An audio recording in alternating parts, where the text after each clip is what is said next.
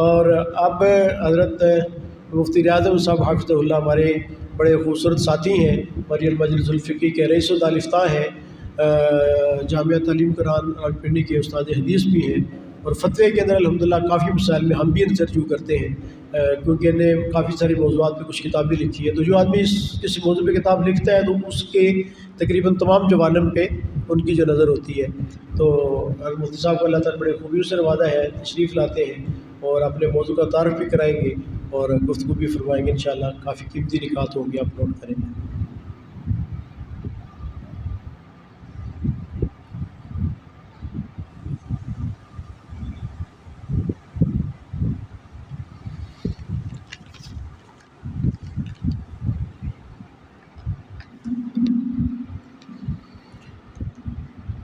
نحمده ونصلي ونسلم على رسوله الكريم الحمدللہ آج کی یہ مجلس انتہائی اہم موضوع کے بارے میں ہے۔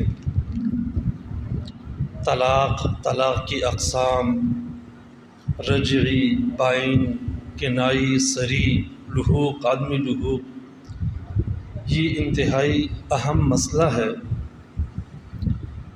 اس سلسلے میں خیر الکلام ما قل و دل با مقصد چند باتیں عرض کرنی ہے۔ عام طور پر ہم ویسے خوش فہمی میں مبتلا ہوتے ہیں کہ ہمیں سب کچھ آتا ہے۔ میرا خود اپنا واقعہ یہ ہے کہ دور حدیث اور دور حدیث کے بعد تخصص بھی کیا تھا۔ اس وقت تک میں یہی سمجھتا رہا کہ ایک طلاق ہو تو یہ طلاق رجعی ہے، دو ہوں تو یہ بائن ہے، تین ہے تو مغلظہ ہے۔ اور اب بھی میں دور حدیث یا صحابہ میں اسباق ہوتے ہیں تو طالب علموں سے پوچھ لیتا ہوں، اکثر کو پتہ ہی نہیں ہوتا، اگر پتہ بھی ہے تو ان کا جواب یہی ہوتا ہے جو میں خود بھی سمجھتا رہا ہوں۔ لیکن جب خود ابتلا ہوا، دارالفتہ میں پہلی مرتبہ کہیں پڑھا، سوال آیا، جواب لکھا تو 2 رجعی طلاقیں، تو میں نے کہا یہ 2 رجعی طلاقیں کیسے ہوں گی؟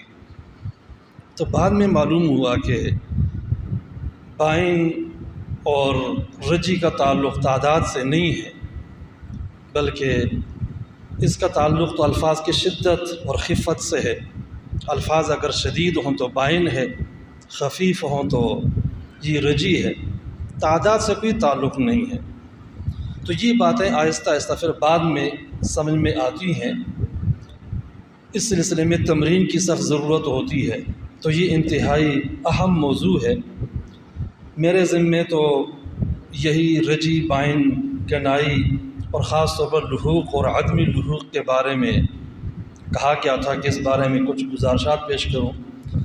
تو اس سلسلے میں پہلا ضابطہ تو یہ ذہن میں رہے کہ یہ جو کنایات کی 3 قسمیں ہیں، رد و جواب اور سب و جواب اور محض رد، یہ جو فقہاء نے 3 قسمیں لکھی ہیں، تمام کنایات ان میں منحصر نہیں ہیں۔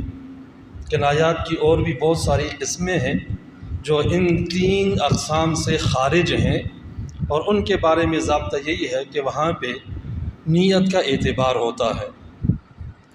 دوسری اہم بات یہ ہے کہ یہ جو فقہاء نے 3 قسمیں بنائی ہیں، تو یہ فقہاء کا بہت بڑا تفقہ ہے، بہت گہرائی میں جا کر ہر لفظ کی تحقیق کر کے ہر لفظ کو چنا ہے، اور معاشرے پہ کے نفس پہ ہاتھ رکھ کر یہ سب کچھ تحقیق کی ہے اور خلاصہ لکھا ہے۔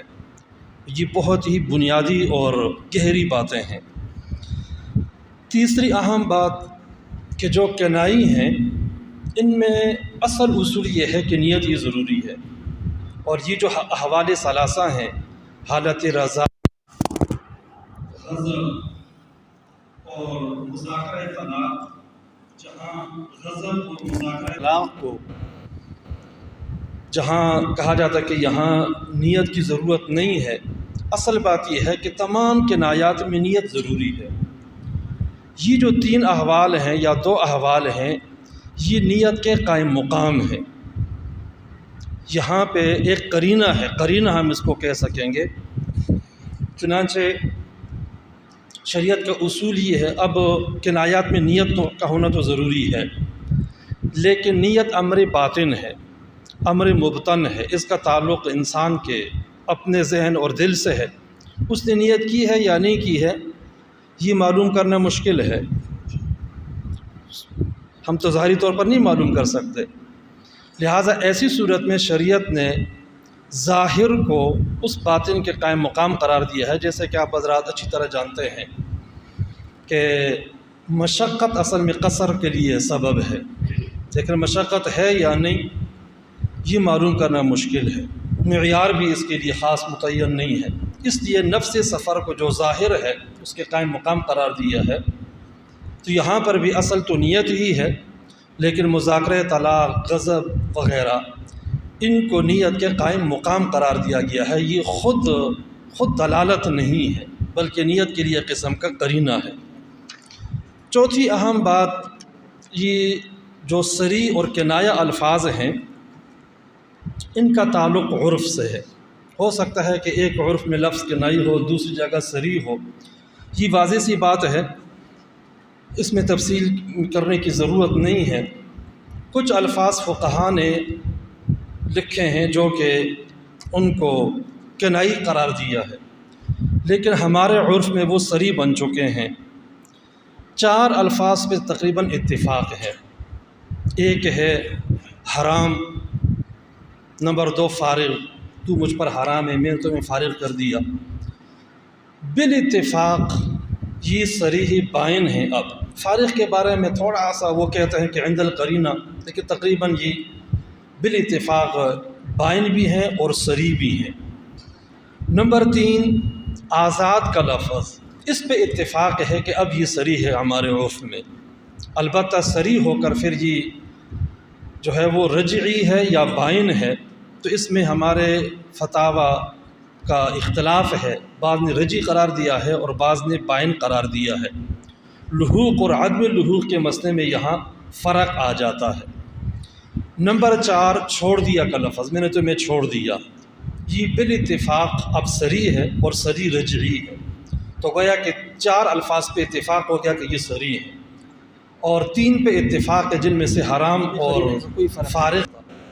لیکن جو ملحق بالصریح الفاظ ہیں، جیسے کہ میں نے تمہیں چھوڑ دیا، تو آزاد ہے، یہ الفاظ ہیں، یہ من کل وجہ صریح کی طرح نہیں ہے۔ یہاں پہ اگر عدم طلاق کا قرینہ موجود ہو تو ایسے بندے کی تصدیق کی جائے گی اور وہ عدم طلاق کا فتویٰ جو ہے وہ دیا جائے گا، یہاں طلاق واقع نہیں ہوگی۔ مثلا میاں بیوی بیٹھے ہیں اور پہلے سے ہی بات جو ہے وہ چل رہی ہے کہ میں نے جو ہے وہ بازار جانا ہے یا فلاں جگہ جانا ہے، تو شوہر کہتے کہ ٹھیک ہے آپ چلی جائیں، آزاد ہیں۔ اس موقع پہ اگر الفاظ بولے جائیں، اس طرح کئی مواقع ہوتے ہیں، قرائن ہوتے ہیں، دلالت حال، تو وہاں پہ اگر طلاق کا لفظ بولا جائے طلاق ہی ہوگی، لیکن اگر یہ الفاظ بولے جائیں تو یہ ملحق بالصریح ہیں، یہاں قرینہ کے موقع پہ عدم طلاق کا فیصلہ ہی کیا جائے گا، لہٰذا معلوم ہوا کہ صریح اور چیز ہے اور ملحق بالصریح اور چیز ہے۔ 5واں ضابطہ لحوق اور عدم لحوق کے بارے میں ہے، یعنی ایک طلاق دینے کے بعد دوسری طلاق ہر صورت میں واقع ہو، خاص صریح بھی ہو، یہ کوئی ضروری نہیں ہے، بلکہ اس کی کوئی شرائط ہے۔ مثلا ایک شرط یہ ہے کہ دوسری طلاق عدت کے اندر ہو، بعد میں دے تو صریح طلاق بھی واقع نہیں ہوتی کیونکہ وہ محل نہیں ہے۔ ایک شرط یہ بھی ہے کہ دوسری طلاق اگر کنائی ہے تو اس میں یہ بھی امکان ہے کہ پہلی طلاق کی خبر وہ دے رہا ہو۔ اگر اخبار کا احتمال ہے اور اخبار وہاں بنانا ممکن بھی ہے، تب بھی ضروری نہیں ہے کہ پہلے طلاق کے ساتھ دوسری طلاق واقع ہو جائے، لہٰذا ایسی صورت میں لحوق اور عدم لحوق کا مسئلہ آ جاتا ہے۔ اور لحوق عدم لحوق کے اعتبار سے سب سے پہلے جو تفصیل لکھی ہے امداد الفتاوی میں لکھی ہے، پھر احسن الفتاوی میں لکھی گئی ہے، اور یہ تقریباً 16 صورتیں بن جاتی ہیں۔ دیکھیں طلاق یا تو رجی ہوگی یا بائن ہوگی، ہر ایک یا تو صریح ہوگی یا کنائی ہوگی، یہ 4 صورتیں بن گئی۔ پھر ہر ایک کو لیا جائے، مثلا طلاق رجعی صریح رجی کو لیا جائے تو اس کے بعد والی جو طلاقیں ہیں وہ 4 قسم کی ہو سکتی ہیں، تو اس طرح 4 کو 4 سے ضرب دیں تو یہ 16 قسمیں بن جاتی ہیں۔ مثلا پہلی طلاق صریح رجعی ہے، دوسری بھی صریح رجعی ہے، کہ تمہیں طلاق ہے، تمہیں طلاق ہے، یہ ایک صورت ہوئی۔ نمبر 2 پہلے صریح رجعی ہے، دوسری صریح بائن ہے، یوں کہا کہ تمہیں طلاق ہے، پھر کہتا تمہیں غلیظ طلاق ہے، سخت طلاق ہے۔ تو دیکھیں پہلے رجعی ہوئی، دوسری بائن ہوئی ہے، لیکن ہیں صریح۔ نمبر 3 پہلی صریح رجعی ہو، دوسری کنایہ رجعی ہو، کہ تمہیں طلاق ہے، اور دوسری کنایہ رجعی ہے۔ کنایہ رجعی جو ہے وہ صرف 3 الفاظ ہیں عربی زبان میں، انت واحدہ، استبرئ رحمک، یہ الفاظ ہیں، یہ لفظ بول دیا۔ کہنے کا مقصد یہ ہے کہ یہ ساری صورتیں وہاں لکھی ہوئی ہیں، دہرانے کی ضرورت نہیں ہے، یہ 16 قسمیں بن جاتی ہیں۔ ان میں سے 14 صورتوں میں لحوق ہوتا ہے، ایک طلاق دی ہے اس کے بعد دوسری دے دی تو دونوں طلاقیں پڑ جائیں گی۔ صرف 2 صورتیں جو یاد کرنے کی ہیں جہاں لحوق نہیں ہوتا ہے، وہ یہ ہے کہ پہلی طلاق بھی بائن کنائی ہے، دوسری بھی بائن کنائی ہے، اس صورت میں طلاق واقع نہیں ہوگی۔ پہلی بھی جو ہے وہ بائن کنائی ہے اور دوسری بھی بائن کنائی ہو، اس کی مثال جو ہے وہ یوں کہا کہ تم چلی جاؤ، پھر کہا چلی جاؤ، یہ الفاظ ایسے ہیں، دونوں بائن بھی ہیں اور کنائی بھی ہیں، تو پہلی میں نیت کی بھی ہو، دوسری سے طلاق واقع نہیں ہوگی۔ دوسری صورت یہ ہے کہ پہلی بائن صریح ہے اور دوسری بائن کنائی ہے، یہاں پر بھی لحوق نہیں ہوتا، یہ 2 صورتیں بن جاتی ہیں۔ اس کو آسان یوں یاد کر سکتے ہیں کہ جو دوسری طلاق ہے وہ بائن ہو، بائن کنائی، تو وہ بائن صریح کو بھی لاحق نہیں ہوتی اور بائن کنائی کو بھی لاحق نہیں ہوتی، بس یہ 2 صورتیں ہیں، صرف ان میں لحوق نہیں ہوتا، باقی سب کے اندر لحوق ہوتا ہے۔ البتہ ایک ضابطہ یہ بھی ہے کہ اس میں ایک تو لاحق ہے دوسری طلاق اور ایک ملحق بھی ہی ہے۔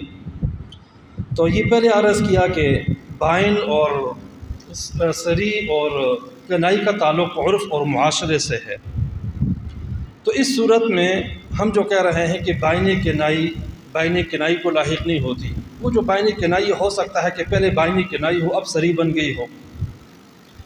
اسی طرح ملحق بھی جو ہے پہلے اس کی کوئی حیثیت اور تھی اب اور ہے، تو اس میں کس کا اعتبار کیا جائے گا؟ تو ایک تو ہے لاحق اور ایک ہے ملحق بھی۔ وہ جو لاحق ہے اس کے بارے میں تو علامہ شامی رحمہ اللہ نے بھی لکھا ہے، اور فتاوی عثمانی میں بہت اچھی تحقیق ہے کہ جو دوسری ہے لاحق ہے اس میں اصل وضع کا اعتبار ہے، موجودہ حالت کے اعتبار نہیں ہے، لہٰذا جو لفظ بائن کنائی ہی ہے اصل وضع کے اعتبار سے، اب اگر وہ صریح بھی بن جائے پھر بھی اس کا لحوق نہیں ہوگا۔ مثلا مثال ہے کہ کوئی بندہ کہتا ہے حرام ہے، حرام ہے، حرام ہے، اب حرام کا لفظ ہمارے ہاں صریح بن گیا ہے، اب حرام ہے 2 یا 3 مرتبہ کہا تو کیا حکم ہوگا؟ تو ظاہر ہے کہ جو دوسرا لفظ ہے لاحق، اس میں ہم نے موجودہ حالت کو نہیں دیکھنا بلکہ اصل وضع کو دیکھنا ہے، اور اصل وضع کے اعتبار سے یہ بائن کنائی ہے، اور بائن کنائی نہ بائن کنائی کو لاحق ہو لیکن اکٹھے رہ رہے ہیں۔ اور دوسری وجہ فقہا نے لکھا، علامہ شامی رحمہ اللہ نے بھی لکھا ہے، عام مسلمان کو 1-2 سال میں تجدید نکاح کرنا چاہیے، مستحب عمل ہے۔ عالم تو باریکی جانتا ہے لیکن عوام الناس کے لیے یہ حکم ہے۔ اس کی وجہ یہی ہے کہ ہم اپنے معاشرے میں عرف میں لوگوں کے ساتھ اٹھنا بیٹھنا ہوتا ہے، اور بعض اوقات زبان سے کفری الفاظ نکل جاتے ہیں، چلو بعد میں نماز پڑھ لی، کلمہ پڑھ لیا، مسلمان ہو گئے، لیکن نکاح تو ختم ہو چکا ہے، اب بغیر نکاح کے وہ رہ رہے ہوتے ہیں، اسی کو کہا گیا ہے کہ وہ میاں بیوی آپس میں زنا کر رہے ہوتے ہیں، اور یہ قیامت کی نشانیوں میں سے ہے۔ تو ان الفاظ کو آگے عام کرنے کی بھی ضرورت ہے، بتانے کی بھی ضرورت ہے، اور اس کی تحقیق کی بھی ضرورت ہے۔ اللہ تبارک و تعالیٰ اس مجلس کو بامقصد اور بامعنی بنائے، اور اس کے تقاضوں پہ ہم سب کو عمل کرنے کی توفیق نصیب فرمائے۔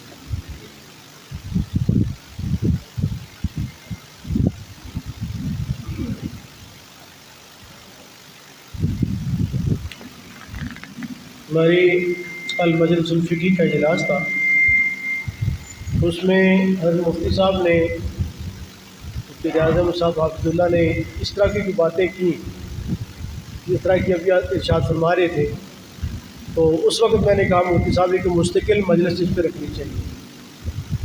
اب یقین کریں کہ یہ اتنی الجھی ہوئی بحث ہے کہ بڑے بڑے مفتیان کرام اس میں پھنس جاتے ہیں. ایک واقعہ کا حوالہ میں نے پہلے دیا کہ کتنے مفتیان کرام سے پوچھا تو ہر ایک کے جواب الگ الگ تھا. مجھے کسی سے تشفی نہیں ہوئی. آخر پھر مفتی صاحب کے پاس میں نے بھیجا، میں کہ وہ صاحب اس میں پھر کیا رائے ہوگی، کیونکہ یہ جو طلاق کے مسائل ہیں یہ اس اعتبار سے انتہائی نازک ہوتے ہیں کہ اگر طلاق بائن ہو چکی ہے اور ہم کہتے ہیں رجیہ نہیں ہوئی تو وہ ساری زندگی زنا کریں گے، کس کی ذمہ داری؟ ایسے ہی ہے. اور اگر رجی ہوئی ہے ہم بائن کہہ دیں، وہ کسی اور جگہ جا کے نکاح کرتی ہے، نکاح تو نہ ہوا، وہ بھی ذمہ داری کس پہ آتی ہے؟ تو اس لیے میں اپنے جو ہمارے بزرگ حضرات تشریف لائے تو جس میں ذرا بھی مجھے شبہ ہوتا ہے تو میں اپنے سر پہ نہیں لیتا. آپ حضرات کے سوالات آتے ہیں، غور کرتا ہوں، پھر ان حضرات کے پاس بھیجتا ہوں، تسلی ہوتی ہے. تو پھر میں ابھی حضرت مفتی صاحب نے جو بات ارشاد فرمائی کہ لوگ اعلانیہ طور پہ کیا ہے زنا کریں گے، یہ ایسے ہی ہے. یہ آج صبح کا میسج ہے 7:52 پہ، صبح ایک ہمارے مدرسے کے فارغ ہیں پرانے، تو انہوں نے بھیجا. یہ ایک منٹ کا ہے، ذرا سنیں. مجھے امید ہے خیریت سے ہوں گی. ایک مسئلہ پوچھنا تھا کہ ایک شخص نے اپنی بیوی کو الفاظ کنائی کے ساتھ طلاق دی کہ میں نے تجھے فارغ کر دیا. پھر اس نے بغیر نکاح کے اس کے ساتھ رجوع کر لیا، 4 سال تک اس کے ساتھ رہا. پھر الفاظ صریح کے ذریعے سے 2 طلاقیں دی. تو آیا ان 2 طلاقوں کی کیا حیثیت ہوگی؟ دوسری بات یہ کہ مجھے اس نے الفاظ کنائی کے ساتھ 4 سال پہلے طلاق دی تھی، اس کے بعد جب عدت گزر گئی تو وہ عورت خود بخود مغلظہ ہو جائے گی یا نہیں ہوگی؟ کس صورت میں وہ مغلظہ ہوگی؟ اور یہ جو بعد میں جو 2 طلاقیں دی ہیں، 2 طلاقوں کی کیا حیثیت ہوگی؟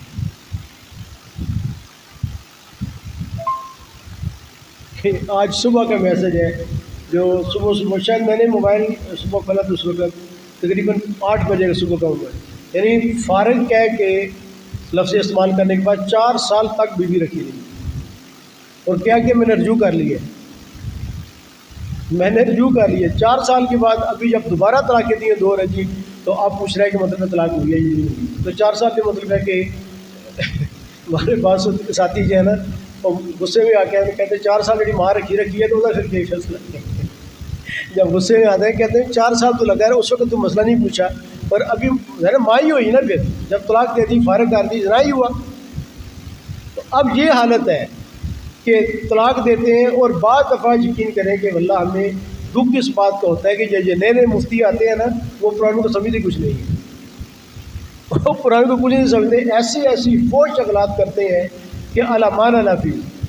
حضرت استاد محترم استاد جی مفتی الیاس صاحب شہید رحمۃ اللہ فرمایا کرتے تھے کہ آج کل رواج یہ چل پڑا ہے کہ ہر مدرسے کے ساتھ ایک دارالفتہ ہونا ضروری ہے، اور ہر دارالفتہ کے ساتھ جو ہے وہ ایک مفتی ہونا ضروری ہے. مفتی ملتا کوئی نہیں تو مدرسے کے اندر جو بھی کوئی ذہین ساتھی ہوگا کہ چل تم فتویٰ دکھلا کے.